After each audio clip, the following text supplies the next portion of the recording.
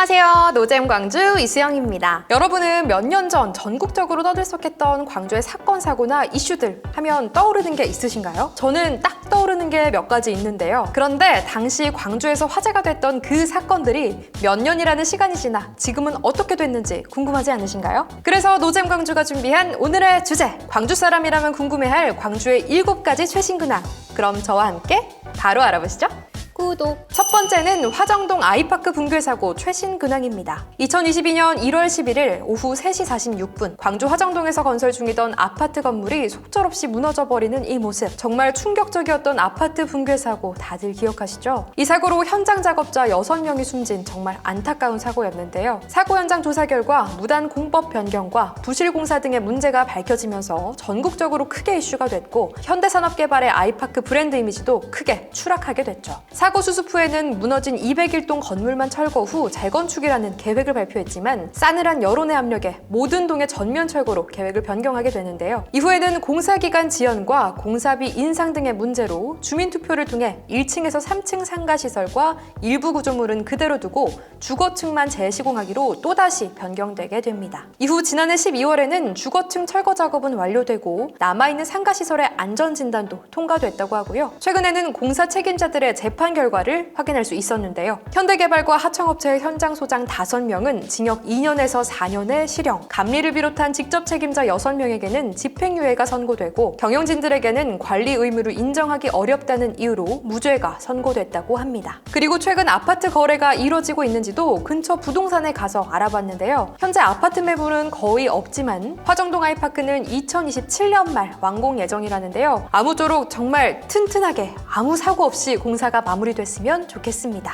다음은 학동 4구역 재개발 아파트 단지 건물 붕괴 사고 근황입니다. 2021년 6월 9일 학동 4구역 재개발 단지에 철거 중이던 건물이 붕괴하면서 일어난 사고였는데요. 건물이 바로 옆 도로 버스 정류장 쪽으로 무너지면서 정차 중인 버스가 매몰됐고 9명이 사망하고 8명이 중상을 입게 된 정말 큰 사고였습니다. 사고 조사 결과 무리한 공사 일정과 비용 절감을 위해 잘못된 공사 방법이 직접적인 붕괴 원인으로 밝혀졌고요. 추가로 당시 시공사였던 현대산업개발은 1차 하도급을 A기업에게 주었고 A기업은 B기업에게 불법으로 재하도급을 주면서 당초 50억이라는 철거공사 예산이 9억으로 줄어든 사실이 밝혀지면서 시공사와 공사업체에 대한 비난이 더 쏟아질 수밖에 없었다고 합니다. 사고와 관련 1심 재판에서는 관련자 모두 집행유예를 선고받았고 2025년 2월에 항소심 선고가 진행될 예정이라고 합니다. 그리고 사고 현장의 지금 모습을 보면 이제는 과거 사고의 흔적을 찾기 힘든 모습이었는데요. 사고 후 아이파크라는 브랜드 네임을 빼고 노블시티라는 이름으로 변경됐다고 하고요. 앞으로 19개 동 2,300여 세대의 대규모 아파트 단지로 공사가 진행될 계획이라고는 하지만 2018년 처음 공사가 시작된 이후 6년이 지나버린 지금 폭등해버린 건축비 문제로 조합과 시공사 간 협상이 난항을 겪으면서 완공 시기는 물론 착공과 분양 일정도 알 수 없는 상황이라고 합니다. 또 공사 현장을 보면 철거가 마무리된 모습을 볼 수 있었는데요. 여러분 혹시 뭔가 어색한 점 보이시나요? 아파트 부지에 떡하니 남아있는 건물 하나, 2023년 보상금 문제 등으로 교회 건물에 법원이 강제 집행에 나서면서 물리적 충돌까지 빚어졌다고 하는데요. 결국 합의가 이루어지지 못하고 앞으로도 교회 건물은 그대로 두고 아파트가 들어설 예정이라고 합니다. 다음은 정율성 역사공원 근황입니다. 2023년 여름 광주 태생의 중국 음악가였던 정율성의 역사공원 사업이 심각한 이념 논쟁 이슈로까지 번지게 됐었는데요. 당시 박민식 국가보훈부 장관의 정율성 공원 계획 전면 철회 주장을 시작으로 전국적으로 화제가 됐고 광주시에서는 철회에 대한 반대 입장을 표명하기도 했습니다. 이제 정율성 역사공원 이슈는 잠잠해졌지만 이후 관련 사업들의 진행 상황을 조사해봤는데요. 매년 개최되던 정율성 음악축제와 동요제는 예산 삭감들의 이유로 진행되지 못하고 양림동의 정율성 전시관은 양림문학관으로 명칭을 변경, 화순에 있는 정율성 벽화와 기념시설들은 2014년 5월 철거됐고 가장 큰 이슈였던 정율성 역사공원 조성 사업은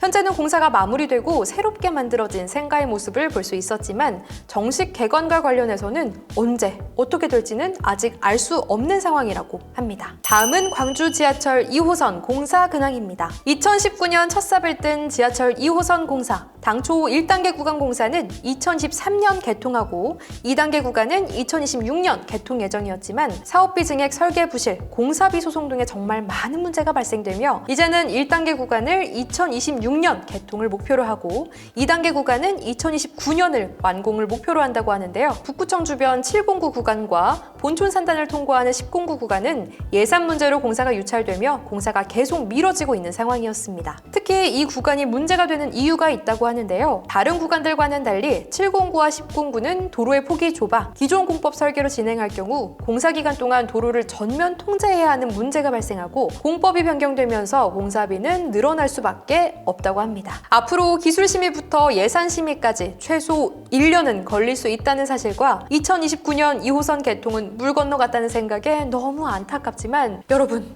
돌을 닦는 마음으로 기다리셔야 할 것 같습니다. 그래도 공사가 어느 정도 끝난 산수호거리 방면을 찾아가 봤는데요. 구불구불하고 난리도 아니었던 도로가 이렇게 뻥 뚫린 모습을 보니 와, 속이 다 시원하네요. 아무튼 하루빨리 1구간 공사가 마무리되고 2구간까지 빨리 진행돼서 지하철 공사 때문에 받으셨던 스트레스가 사라질 그날이 빨리 찾아왔으면 좋겠네요. 다음은 애물단지가 돼버린 지산 IC 근황입니다. 지난 2011년 11월 77억 원의 사업비를 들여 완공된 지산 IC 진출로 무등산 지산유원지, 조선대학교 등을 보다 쉽게 접근할 수 있도록 만들어졌는데요. 완공 후 익숙하지 않은 1차선 진출로 문제, 터널과 진출로 간의 짧은 이격거리 등 안전성을 이유로 개통이 무기한 연기됐었죠. 이러한 문제의 원인이 당초 공사 계획과는 달리 주변 교통 여건과 소음이나 분진, 사생활 침해 등이 발생할 수 있다는 주민 반대와 전문가들의 의견을 무시한 채 밀어붙인 설계 변경이라고 할 수 있는데요. 이후 광주시는 기존 좌측 진출로에 옹벽을 세워 차선을 증축하고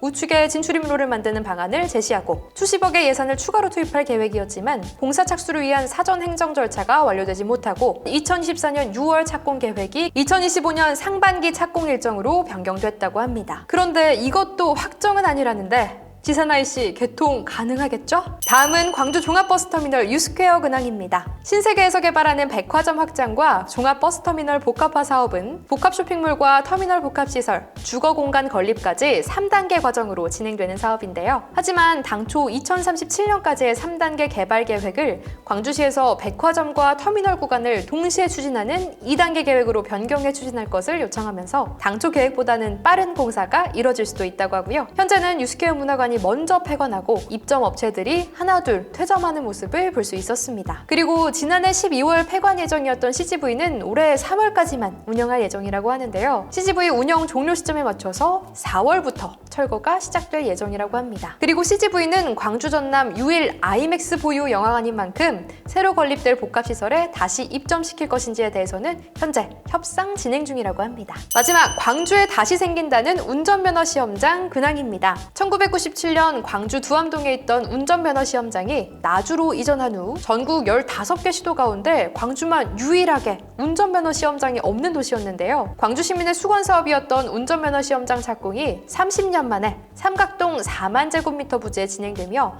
2025년 완공 후 2026년 개장을 목표로 진행됐었죠. 하지만 부지 내 건물 소유자와의 협의 지연으로 1년 늦게 공사가 시작되면서 현재 철거만 이뤄진 상태였습니다. 그리고 이 와중에 물가 상승 등의 이유로 사업비가 상승하게 되면서 당초 계획보다 규모가 축소될 수도 있다는 소식도 들려오고요. 기존에는 1종 보통과 2종 보통은 물론 대형 및 특수면허증까지 취득이 가능할 계획이었지만 규모가 축소된다면 특수면허증인 원동기 면허와 대형 견인 등은 불가능할 수도 있다는데요. 앞으로의 사업비 증액 문제가 해결될지 지켜봐야겠습니다.